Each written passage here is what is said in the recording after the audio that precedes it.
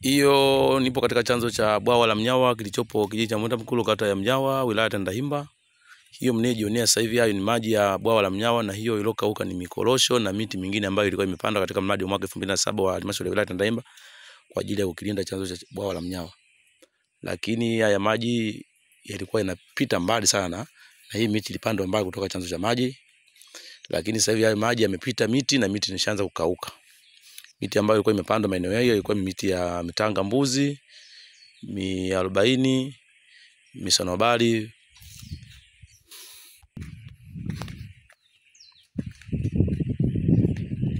Baadhi ya miti ambayo ipo katika chanzo hiki ni hii hapa kama unavyoiona, ambayo kidogo imeweza kuhimili kwa iko pembezoni, lakini na hii miti nayo bado iko kwenye hatari ya kuweza kutoweka kutokana na chanzo hiki kuwa kinazidi kukua kila siku, maji yanazidi kuongezeka kupita ukingo wa mwanzo.